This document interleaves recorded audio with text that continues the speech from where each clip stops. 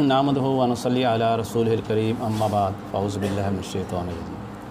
दोस्तों, आज का जो टॉपिक है वो दौर हाज़िर का बहुत ही अहम तरीन टॉपिक है। और अगर देखा जाए तो जितनी मर्ज़ इस वक्त पूरी दुनिया में फैल रही है वो फैटी लीवर है, जिससे स्टीटोसिस भी कहा जाता है। इसके लिए प्रॉपर वर्ड है इसके लिए, जिससे हम जिगर की चर्बी तशा में तकरीबन हर चौथा या पाँचवा बंदा इस मर्ज़ के अंदर मुब्तला है। ये फैटी लीवर क्या होता है, इसके असबाब क्या होते हैं, इसकी अलामात क्या होती हैं, इसकी डायग्नोसिस क्या होती है, इन सब चीज़ों का चूँकि टाइम कम है कोशिश करूँगा कि अहाता करें। और ये सब चीज़ें हमारे तिब्बा के लिए जानना बहुत ज़रूरी है, क्योंकि मैं अर्ज़ कर रहा हूँ कि हर पाँचवा मरीज़ आपको ये फैटी लीवर का ही मिलता है। लेकिन फैटी लीवर पे पहले बात करने से पहले हमें ये इल्म होना ज़रूर चाहिए कि इस लीवर के अपने अफ़आल क्या होते हैं। अगर हमें अफ़आल का इल्म होगा तो हम इसकी मर्ज़ की जो अलामात हैं उससे इसको तफरीक कर सकेंगे। अगर हमें यही पता नहीं है इसके सेहत की हालत के अंदर अफ़आल इस क्या हैं, यानी इसकी फ़िज़ियोलॉजिकल फंक्शंस क्या हैं, तो फिर मर्ज़ को हम कैसे समझेंगे। पहले तो ये बता दूँ कि जिगर का जो है वो नॉर्मल जो वेट होता है वो तकरीबन 1200 से 1300 ग्राम होता है। जो बहुत हेल्दी लोग होते हैं, वेल हाइटेड लोग होते हैं, उनका हो सकता है 1500 ग्राम पे भी चला जाए। और के अफ़आल में हमने तब नज़रिया अज़ा के भी देखा, अफ़आल में 3 लफ्ज़ों में बयान किए गए हैं, तस्फ़िया है और तनकिया है। यानी ये 3 अफ़आल इसके हैं। तो ये तस्फ़िया क्या होता है? अब तस्फ़िया से मुराद ये तो ज़हरों का सफ़ाया कर देना, हमारी जिस्म में जो ज़हरें पैदा हो रही हैं उसका सफ़ाया कर दिया जाए। और सबसे ख़तरनाक जहर हमारे जिस्म में पैदा होती है वो होती है अमोनिया पैदा होता है। वो कब होता है? जिस वक्त अब प्रोटीन लेते हैं वो हमारे मैदे से छोटी आंत में आता है और उसके बाद अमीनो एसिड में कन्वर्ट होता है, तो वहाँ अमोनिया प्रोड्यूस होता है जो कि खून की नाली के ज़रिए जिगर में जाता है। और जिगर उसको क्या करता है, उसको मज़ीद आपको डिटॉक्सिफाई करने के लिए उसको यूरिया में तब्दील करता है और वाटर में तब्दील करता है, यानी इसको पेशाब में खारिज कर दे। पेशाब की सूरत बनाता है और यूरिया की उसमें होता है और वो हमारे गुर्दों के रास्ते निकल जाते हैं। अगर जिगर ये काम ना करे तो फिर हम देखेंगे कि हमारे साथ क्या क्या इसकी अलामात होती हैं जब इसके तस्फ़िया का अमल नहीं हो रहा होता। इसका मेटाबॉलिज़्म का अमल है, जिसे हमने कहा कि आपको पता है कि हज़्म कब्दी भी होता है। हमारी जो भी ग़िज़ाएँ होती हैं जो हमारे मैदे में जाती हैं, मैदे से आँत में जाती हैं और आँत से फिर ये वो पोर्टल वेन के ज़रिए या हेपेटिक पोर्टल वेन के ज़रिए हमारे जिगर में जाती हैं। तो वहाँ पर फिर एक और हज़्म कब्दी होता है, यानी हज़म जो एक मैदे का था, और दूसरा वहाँ पर भी जाके क्या होता है, जो खालिस और ज़रूरी चीज़ें वो अखलात की सूरत में खून में शामिल हो जाती हैं और बाकी जो रद्दी मवाद है वहाँ पेशाब की सूरत में वहाँ से खारिज कर दिया जाता है। यानी मेटाबॉलिज़्म का फंक्शन भी इसका होता है। और तीसरा इसका अहम फंक्शन क्या है, ये स्टोरेज ऑफ द ग्लाइकोजन करता है। हमने जो ग़िज़ा खाई वो ग्लूकोज में कन्वर्ट हुई, ग्लूकोज हमारी बॉडी से एक्स्ट्रा था वो ग्लाइकोजन की सूरत में कन्वर्ट हुआ और हमारी लिवर में स्टॉक होना शुरू हो गया। और चौथा अहम फंक्शन इसका ये क्या है कि ये कोगुलेशन फैक्टर्स पैदा करता है, यानी हमारे खून को जमाने वाले जो फैक्टर्स हैं वो बनाता है। अगर हमारी बॉडी में कहीं कटवट लग जाए और वो जो खून जो बह रहा होता है उसको कोगुलेट करने के लिए जो कुछ फैक्टर्स बनते हैं वो यहाँ बनते हैं, जो हमारे प्लेटलेट्स के साथ और बाकी चीज़ों के साथ मिल के खून को क्लॉट करते हैं। तो ये तो इसके बेसिक फंक्शंस थे। अब हम देखते हैं कि असल में ये चर्बी है क्या। लीवर का जैसे मैंने बताया कि इसका अपना वेट इतना होता है, लेकिन इसके अंदर एक ये चीज़ बता दूं कि तकरीबन 5 to 10% इसके जो ऊपर झिल्ली होती है या इसके आप उसके अंदर फैट्स एक्यूमुलेट होती है बवक्त ज़रूरत काम आने के लिए। अगर किसी शख्स के जिगर में 10 से ज़्यादा परसेंट अगर जो है उससे बाई वेट ज़्यादा फैट्स में जमा होना शुरू हो जाए तो हम इसको कहते हैं फैटी लीवर। अब ये आपको इल्म होना चाहिए। और इसके फिर मुख्तलिफ स्टेजेस होती हैं। एक तो नॉर्मल है जहाँ पे 5 to 10% होगा उसको हम नॉर्मल लीवर कहेंगे। अगर 10% से ज़्यादा हो जाएगा हम उसको फैटी लीवर कहेंगे। अगर ये फैटी लीवर आगे बढ़ जाए तो ये जिगर में सोजिश पैदा कर देते हैं, जिसे हम कहते हैं स्टीटोसिस हेपेटाइटिस, यानी चर्बी की वजह से जिगर के खुलियात के अंदर सोजिश वाक़या हो गई।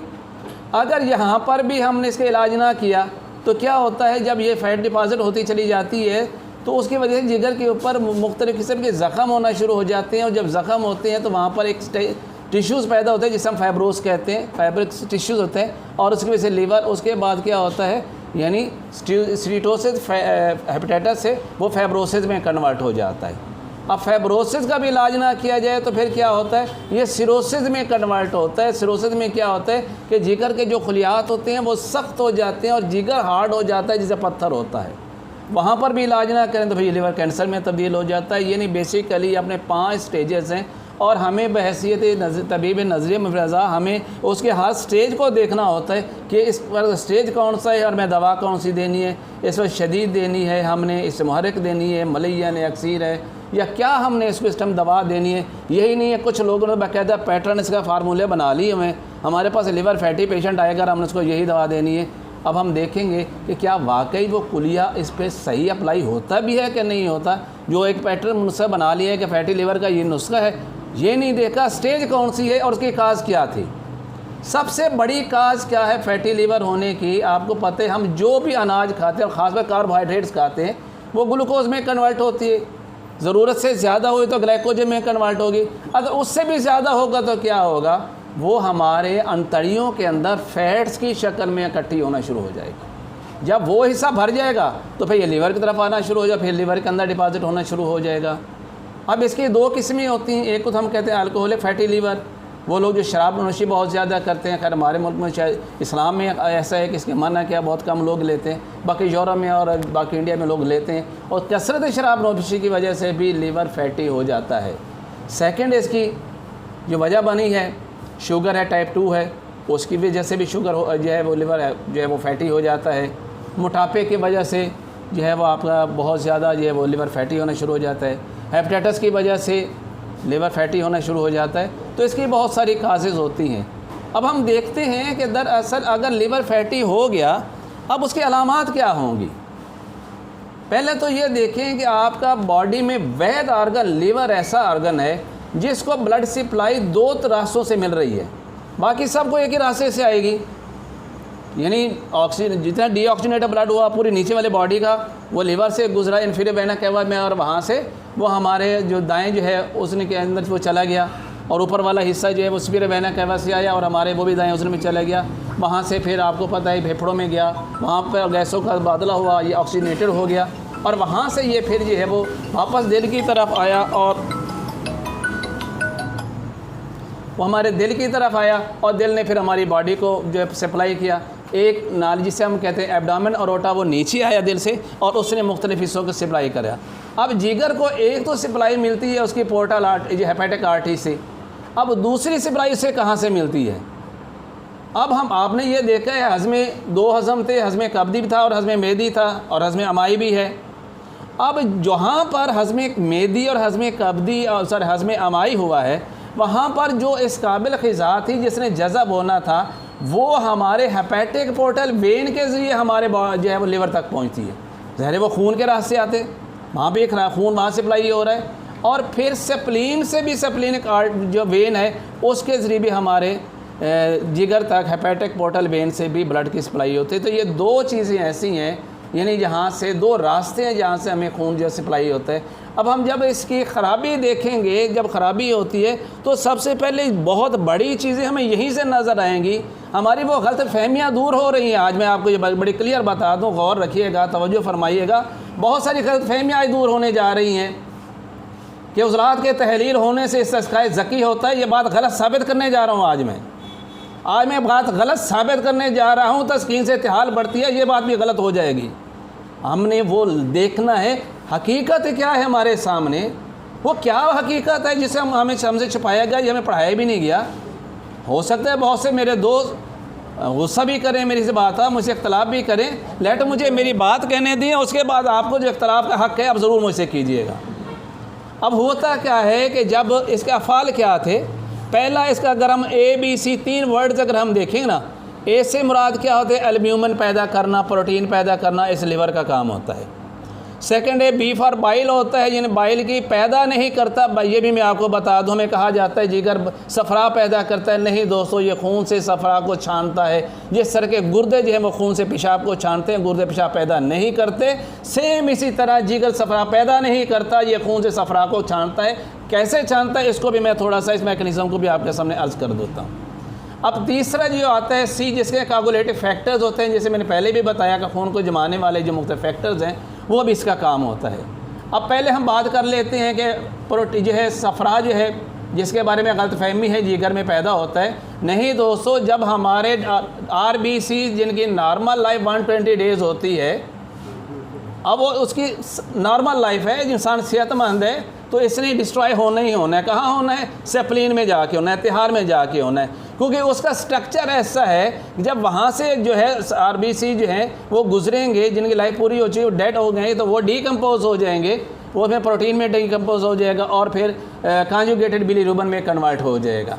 अब जब ये कॉन्जुगेटेड बिलीरुबिन जो है हमारा वापस आएगा प्रोटीन के साथ मिलकर, हम ये भी एक बता, protein is a part of सौदा, ये भी मैं एक अर्ज़ कर दूं कि protein is a part of सौदा, और सौदा जिसको हमने सबसे निकम्मा कहा था, इसी के साथ ही तो बाकी अखलाक इस पे सर पे चढ़ पे इस पे सवार होकर पूरी बॉडी में घूमती हैं। ये भी बात आयुर्वेदिक ने कही है और इसी बात को तिब जदीद जो है वो भी कह रही है।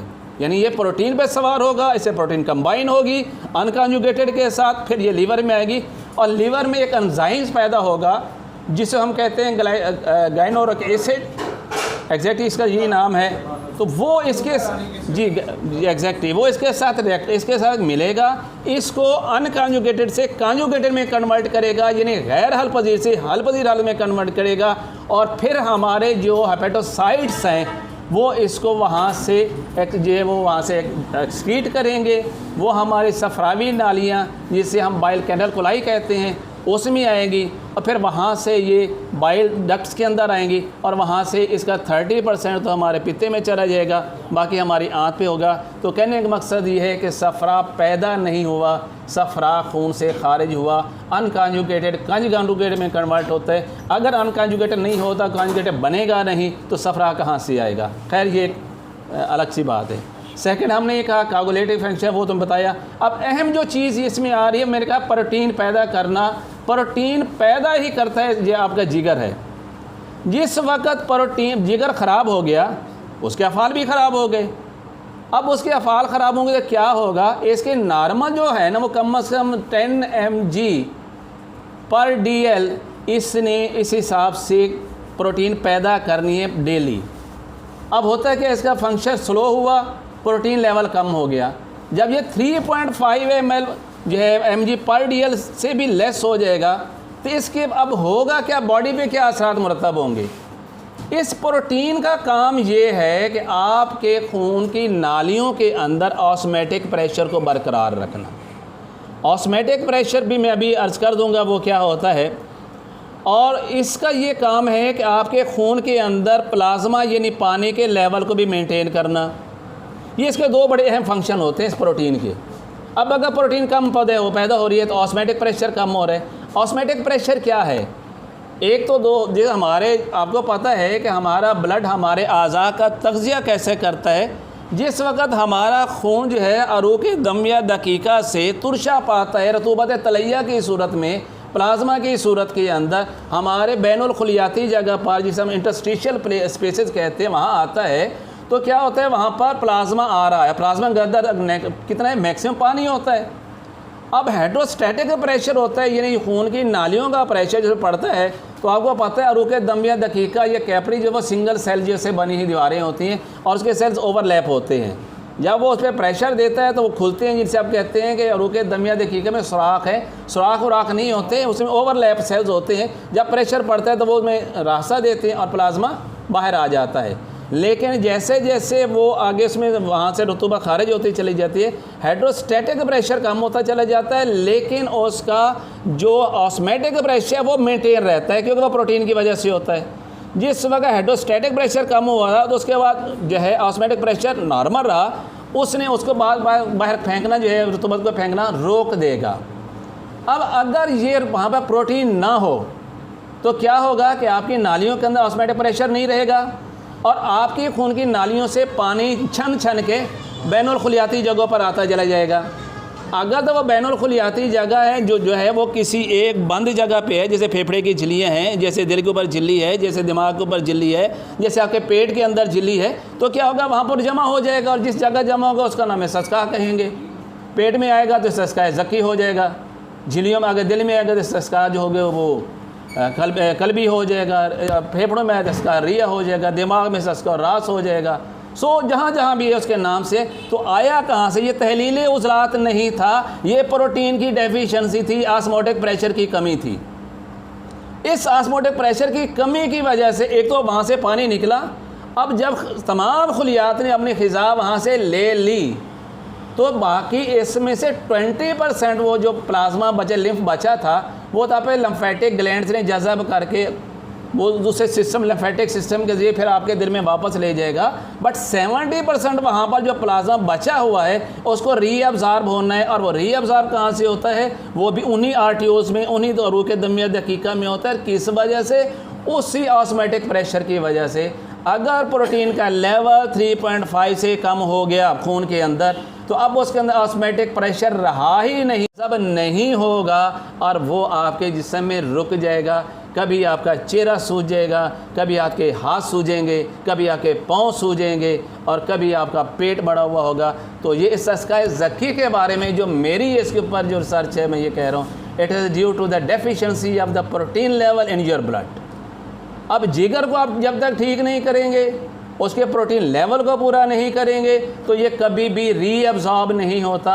और इसको बाकायदा टेस्ट से, लैब टेस्ट से कंफर्म किया जा सकता है कि इस पेशेंट का ब्लड का प्रोटीन लेवल क्या है। और ये पैदा कौन कर रहा था? ये हमारा लिवर कर रहा था।